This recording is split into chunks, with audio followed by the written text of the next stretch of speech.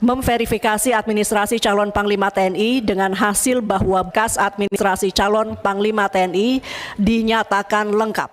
Komisi 1 DPR RI menyetujui Kepala Staf Angkatan Darat, Jenderal TNI Agus Subianto menjadi Panglima TNI. Keputusan itu diambil setelah Agus menjalani fit and proper test di Komisi 1 DPR pada Senin 13 November 2023. Silakan calon Panglima. Bismillahirrahmanirrahim.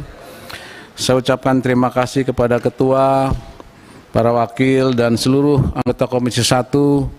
Semoga jabatan ini amanah untuk saya. Dan tentunya TNI siap untuk bermitra dengan Komisi 1.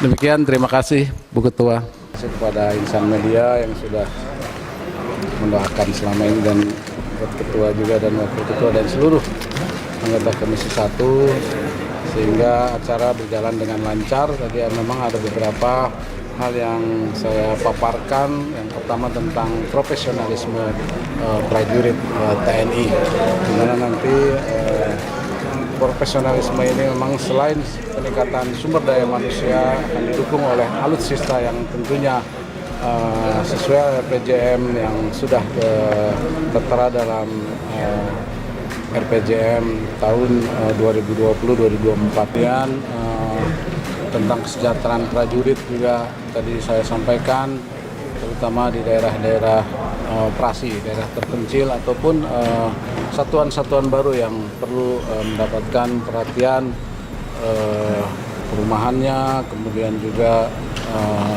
sarana prasarana umum lainnya. Pokoknya mungkin tentang netralitas TNI. Saya sudah sampaikan kepada Komisi 1 bahwa kita TNI koridornya sudah jelas bahwa netralitas TNI harga mati.